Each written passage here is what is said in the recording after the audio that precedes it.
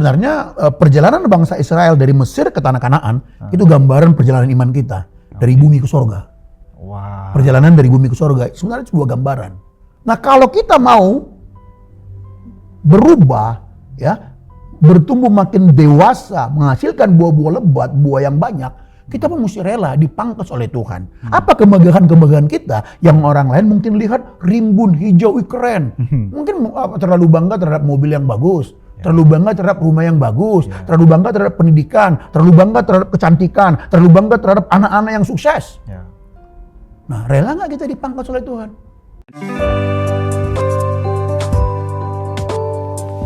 Tiga, dua, satu, ngobrolin pesona Injil yuk.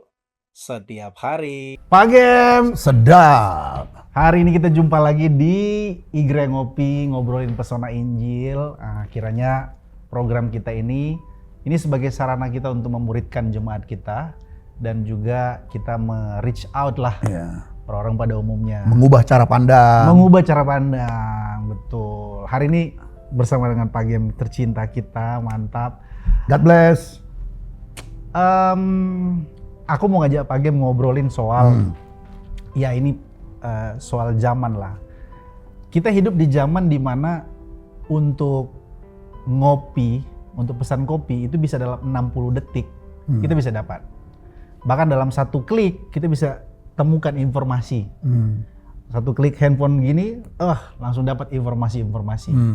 Kita ada di budaya atau zaman dimana semuanya serba cepat. Atau dengan kata lain itu serba instan gitu Pak Gem. Nah, aku mau masuk ke obrolan terkait dengan serba instan, serba cepat, teknologi yang bahkan berita di Amerika kita bisa tahu dalam saat ini sekejap. Hitungan gitu, detik. Hitungan detik. Aku mau bicara tentang soal perubahan hidup kita manusia nih.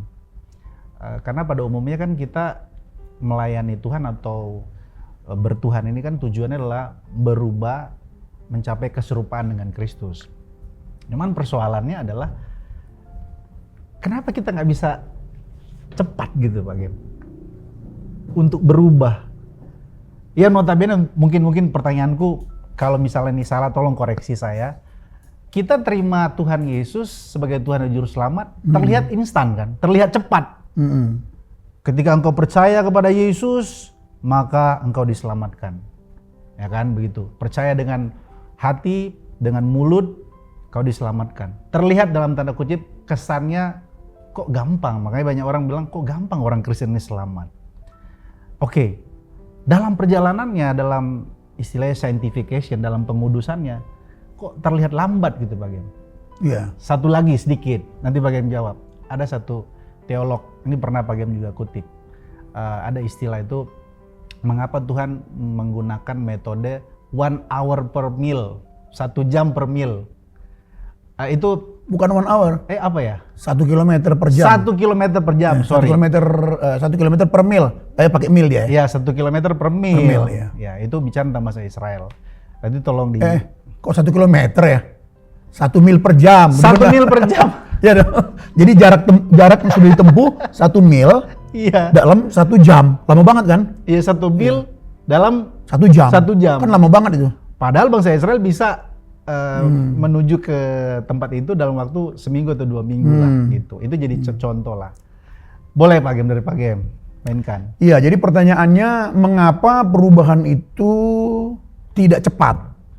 Ya kan? Betul. Tentu di sini yang dimaksud adalah perubahan karakter kan? Itu yang dimaksud ya. Perubahan karakter. Jadi setiap orang yang percaya Tuhan Yesus, dia menjadi manusia baru, dan Tuhan menginginkan kita mencapai kedewasaan penuh. Ya. Standarnya itu seperti Kristus, kan gitu ya. Nah, mengapa ini tidak cepat? Mengapa susah sekali gitu? Iya. Bahkan melihat fakta, misalnya ada orang udah ikut Tuhan 30 tahun, kayaknya lambat sekali perubahannya. Ya. Ya, makanya penulis Ibrani pernah mengatakan mereka itu mereka kata speedo. Okay. Begitu lambat mereka untuk berubah gitu. Jadi kalau pertanyaan tadi kenapa lambat atau lama? Sementara dalam tanda kutip percaya Yesus itu atau selamat itu kok instan kesannya kan gitu ya. Instan. Nah, soalnya instan ya. Ya tentu untuk perubahan itu memang ya itu bukan kekuatan kita. Karena untuk bisa kita percayakan tentu kan itu kan kasih karunia Tuhan ya. Itu kan kasih karunia Tuhan. Nah, kita hanya memberi respon. Nah, kita kembali ke terkait berubah tadi lah. Jadi kalau itu pertanyaannya, tentu jawaban matematis dari saya itu, kalau saya tidak memberikan jawaban matematis, hanya melihat data atau apa yang dikatakan Alkitab. Soalnya ini bicara hati, manusia sudah jatuh dalam dosa, kodratnya sudah kodrat dosa gitu. Nah dosa itu kan artinya kan melawan Tuhan, memberontak kepada Tuhan, melanggar hukum Tuhan, salah arah, menurunkan Tuhan dari tahtanya, menjadikan diri sendiri yang menjadi pusat. Nah, yang namanya mengubah kodrat ini tentu bukan hal yang gampang. Makanya tidak heran ya, Paulus pernah berkata begini dalam 1 Korintus pasal 15 ayat 33, pergaulan yang buruk merusakkan kebiasaan yang baik. Kenapa nggak dikatakan kebiasaan yang baik akan menghancurkan dengan segera misalnya kebiasaan yang buruk? Kenapa dia pendekatannya dari pergaulan yang buruk? Itu menunjukkan bahwa untuk menjadi baik tidak mungkin tiba-tiba. Ya untuk orang tuh menjadi dewasa tidak mungkin bisa tiba-tiba. Jadi sekali lagi kalau dikatakan mengapa tidak mudah untuk berubah itu ya karena Alkitab mencatat perubahan karakter itu, perubahan dari natur dosa, ya kodrat dosa untuk memiliki kodrat ilahi dalam arti mencapai kedewasaan itu memang di dalam Alkitab kita lihat contoh-contohnya itu gak ada yang mudah. Kita lihat itu tokoh-tokoh semuanya. Maksudnya bukan tokoh apa aja. Abraham aja bapak yang beriman itu puncaknya dia kapan coba? Puncaknya dia ketika dia memberikan Ishak. Ya kan betul-betul percaya dia. Karena dia yakin bahwa Allah sanggup membangkitkan orang mati kan gitu. Nah, tapi kalau kita lihat itu perjalanan berapa lama itu? Ya, Raja Daud jatuh bangun. Siapa lagi kita sebutkan dalam perjanjian baru? Semuanya, tidak ada yang instan untuk bisa mencapai kedewasaan penuh itu. Nah, jadi kalau ditanya mengapa, ya ternyata faktanya adalah untuk mengubah satu natur itu tidak semudah yang kita bayangkan gitu. Karena Roh Kudus tidak bisa setel kita seperti robot.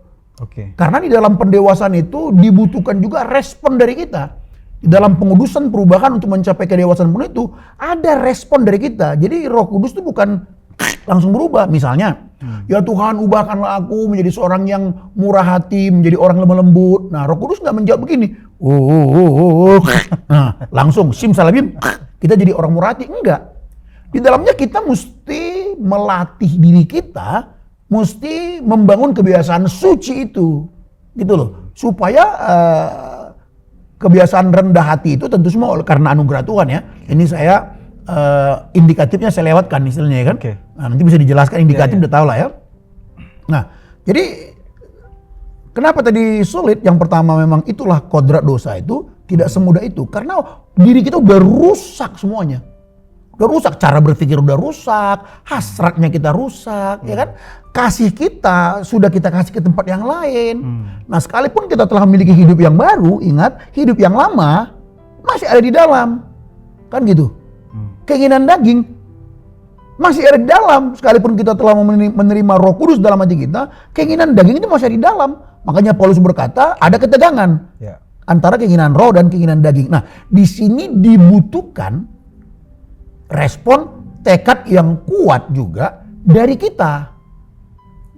Nah, sementara manusia yang sudah jatuh dalam dosa itu, dalam Alkitab kita membaca semuanya, saudara, kita membaca ya, data-data dalam Alkitab itu, semuanya mengalami sebuah pergumulan gitu. Pertarungan tidak mudah, termasuk Paulus. Aku tahu yang baik, tapi yang jahat kulakukan. Nah, termasuk sekelas Rasul Paulus loh. Bukan berarti aku sudah menangkapnya dia bilang, tapi aku berlari-lari. Ini menunjukkan satu pertarungan, perjuangan yang berat dari Rasul Paulus. Jadi bicara soal pendewasaan kan itu sinergi kan. Jadi Roh Kudus mengajak kita untuk bekerja sama ya sehingga kita bisa bertumbuh menjadi seorang yang dewasa. Mungkin gitu dulu kali. Apalagi ya? Coba nih.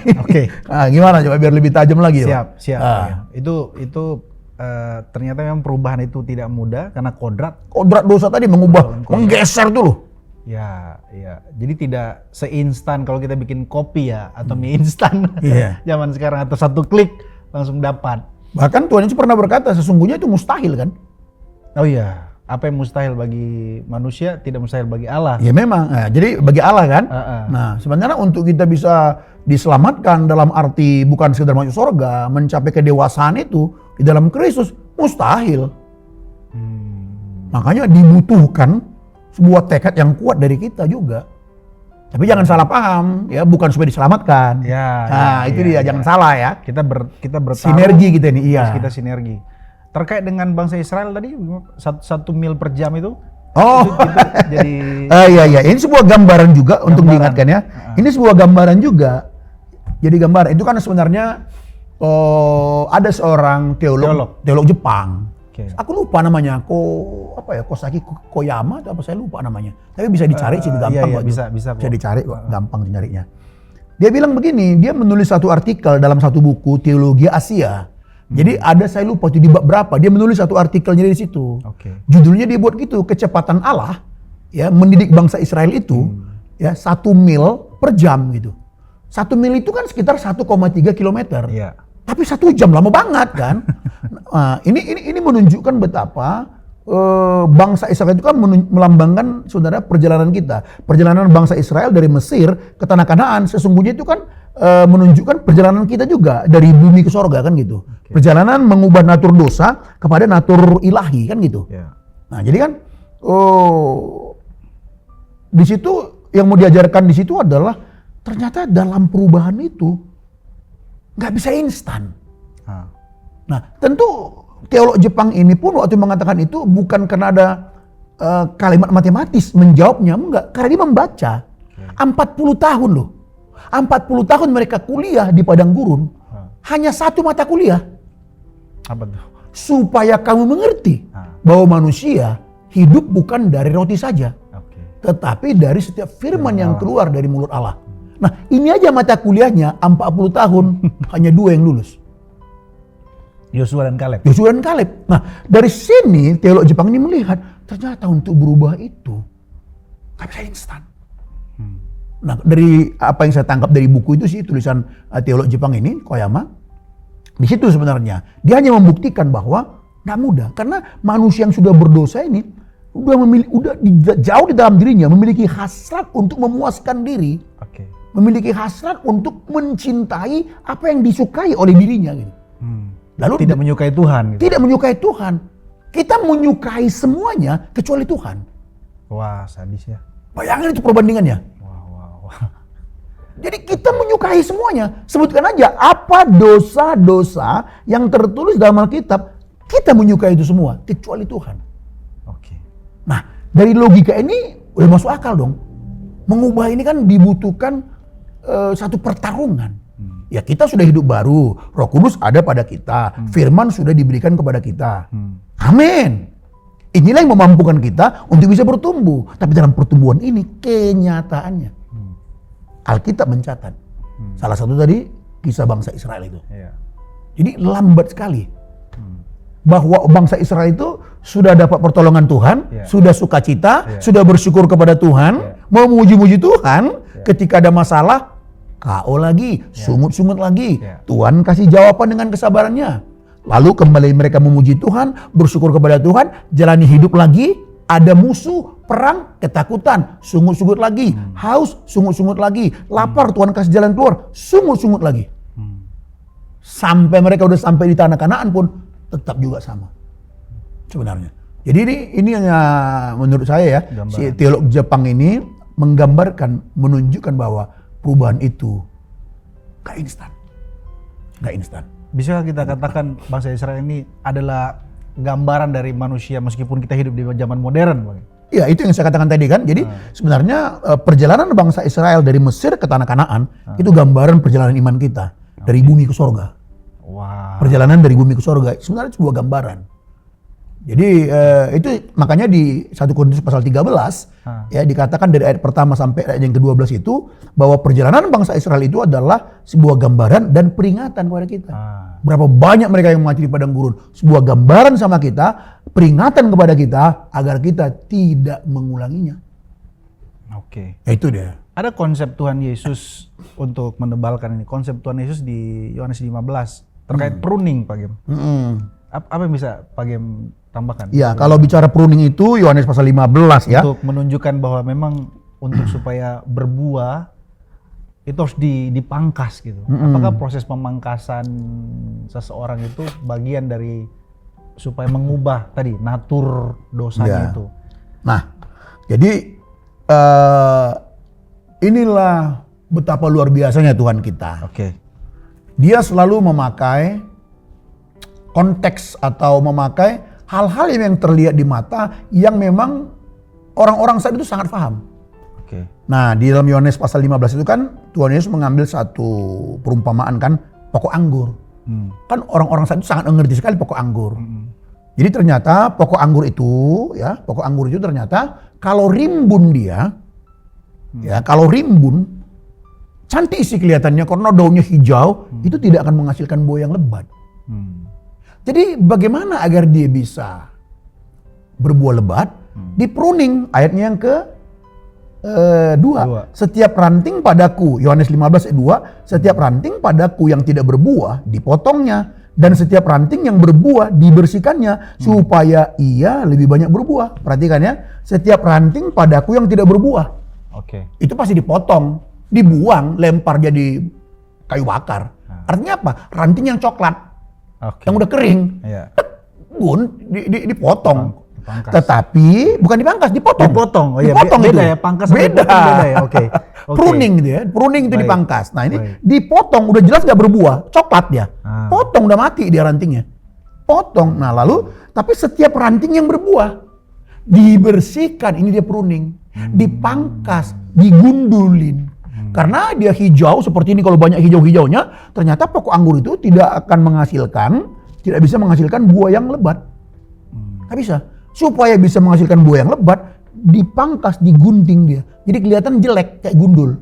Tapi ternyata yang dianggap jelek itu, yang terlihat jelek itu, yang terlihat kurang menarik itu yang menghasilkan buah. Ini menunjukkan apa? Nah kalau kita mau berubah, ya, bertumbuh makin dewasa, menghasilkan buah-buah lebat, buah yang banyak, kita pun mesti rela dipangkas oleh Tuhan. Apa kemegahan-kemegahan kita yang orang lain mungkin lihat rimbun, hijau, keren. Mungkin terlalu bangga terhadap mobil yang bagus, terlalu bangga terhadap rumah yang bagus, terlalu bangga terhadap pendidikan, terlalu bangga terhadap kecantikan, terlalu bangga terhadap anak-anak yang sukses. Nah, rela nggak kita dipangkas oleh Tuhan? Dari berbagai kebanggaan kita itu, anak kah mungkin bisa diambil oleh Tuhan kah? Mobil kita mungkin, harta kita mungkin jadi merosot kah? Kita mau nggak? Berani nggak?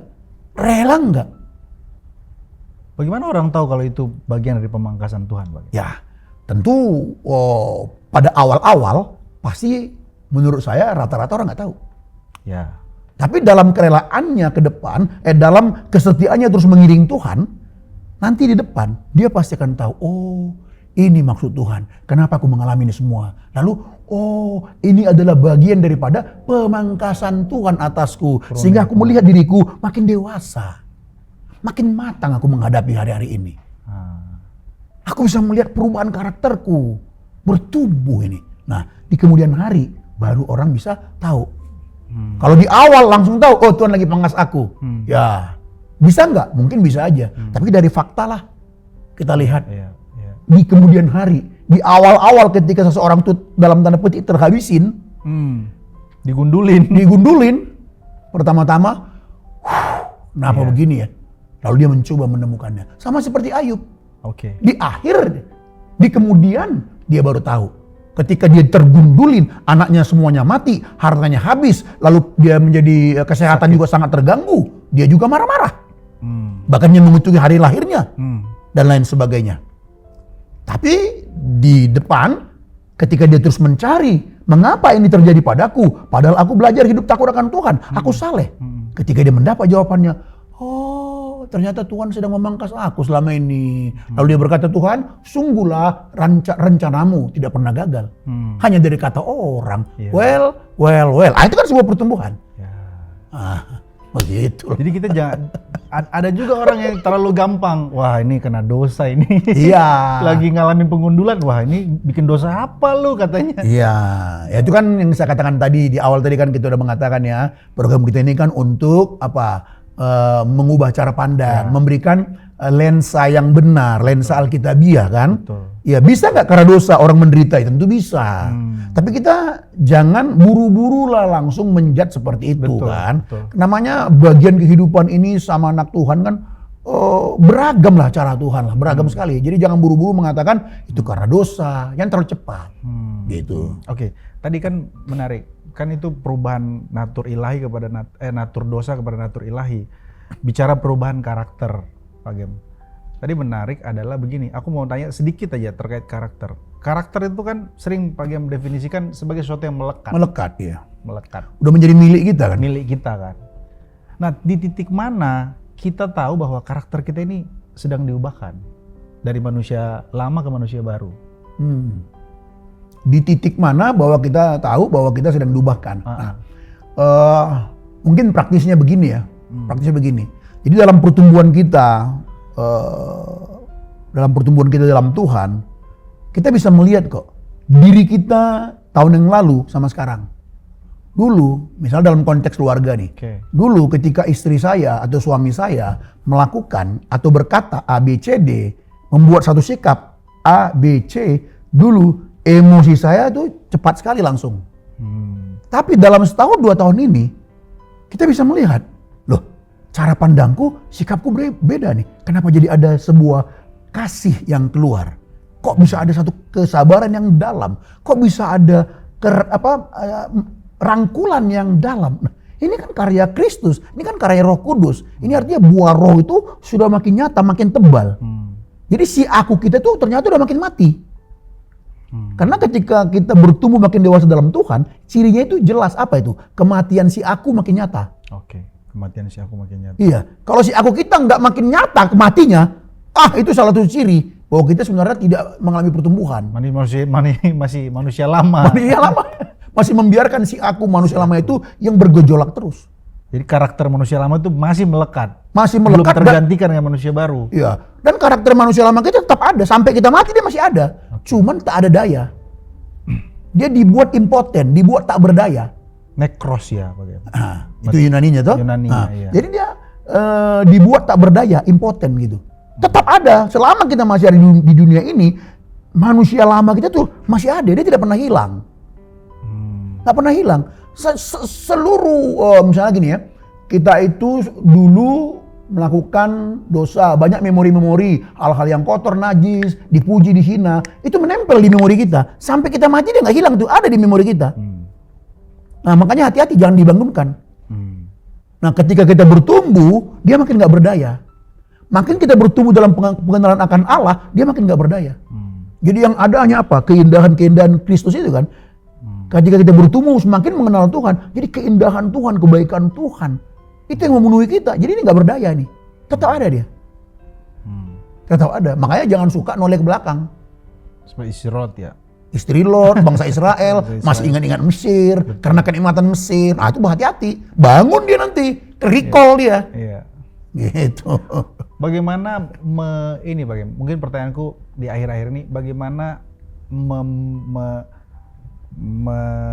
membatasi diri kita untuk supaya kita tidak sombong rohani. Ada orang yang merasa sudah bertumbuh dan merasa begini, aku kayak makin suci deh dari tahun lalu ke tahun lalu.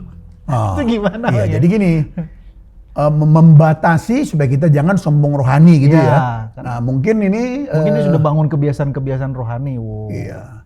Gini lah, kalau menurut saya dari apa yang kupaham dari Alkitab ya, kalau ada orang mengatakan seperti tadi itu, bagaimana aku membatasi apa tadi? Membatasi supaya kita tidak sombong rohani. Supaya tidak sombong rohani. Let's say lah seperti Lukas 18.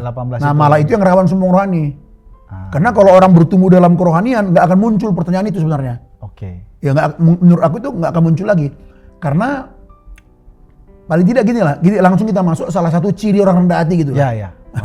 Jadi semakin kita mengenal Tuhan, semakin kita mengenal betapa buruknya kita. Ya, setuju. Itu dia. Jadi ketika ini terjadi, sesungguhnya kita sedang bertumbuh gitu. Sedang bertumbuh. Jadi ketika kita terus rasa haus akan Tuhan, sesungguhnya kita sedang bertumbuh. Ketika seseorang itu tak ada rasa haus lagi akan Tuhan, dia mandek. Dan dia sudah berhenti berubah sebenarnya. Oke. Ya, jadi kita tidak mungkin berkata lagi, oh, aku udah tambah rohani nih.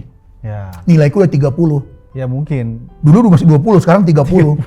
Atau dulu nilaiku itu 60, sekarang 80. Ya. Kok kita bisa menilai diri kita membuat nilai? Enggak. Ya.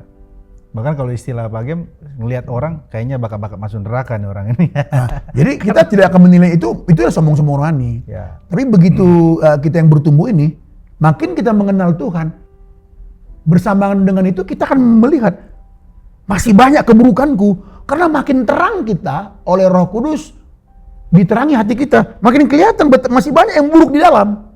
Nah, ini membuat kita jadi sungkur menyembah Tuhan. Nah, mana berani kita mengatakan, oh kamu masih, levelmu masih rendah. Enggak, kita nggak berani karena kita pun masih punya salah gitu loh. Masih punya salah gitu. Nah, jadi kita nggak perlulah menilai diri kita 30, 40, 50 ya. Paling kalau tadi ditanya bagaimana melihat kita ini berubah, ya kita kan bisa tahu juga bahwa dulu respon kita seperti ini, sekarang sudah berbeda. Udah responnya udah kasih. Kalau dulu emosi, sekarang udah ada respon kasih Kristus. Begitu. Walaupun nih agak sedikit ke hubungan kesesama, walaupun ada saja orang melihat kita belum berubah gitu Pak Gem. Ya, kalau ada orang melihat kita belum berubah, yang pertama kita evaluasi diri lah. Karena itu perlu kita dengarkan juga apa kata orang. Karena kita ini kan anak terang. Terang itu kan betul terang. Jadi kalau kita terang, orang pasti bisa lihat. Jadi kalau orang masih ragu-ragu melihat kita terang atau enggak, kita harus nangis juga. Loh, kenapa mereka nggak bisa lihat ya? Kan kita ini terang nih. Kalau terang orang harusnya langsung bisa lihat dengan jelas. Kecuali dalam kegelapan ragu-ragu atau ngeraba. Tapi karena kita ini terang, orang harus jelas langsung lihat kita betul-betul terang gitu. Apalagi konteks kita mulai dari rumah kan? Iya, langsung terang gitu. Kalau orang masih ragu-ragu, wah kita mesti nangis Tuhan. Ternyata kau belum terang seperti yang terang. Ya. Itu yang pertama. Yang kedua, bisa juga karena orang sana ya ada unsur-unsur yang lain lah. Atau unsur ketidaksukaan, bisa juga. Jadi jawaban kita tetap balancing lah gitu. Ya. Balance. Ya. Itulah. Okay. Thank you Pak Gem. Aku rasa jelas ya? Jelas. Semoga jelas ya? Sangat jelas. Semoga Bapak Ibu jelas ya, bisa menuntun kita dalam proses perubahan ini. Betul. Mungkin Pak Gem ada mau nyampein ke jemaat kita terkait dengan perubahan. Ada yang putus asa, kok aku nggak berubah-berubah, udah dengar Injil, udah bertahun-tahun di gereja, kok aku masih dengan karakter ini. Ada juga orang yang antinomian, aku sudah suci, aku sudah kudus. Kita supaya di jalan ketiga yaitu Injil Pak Gem. Iya.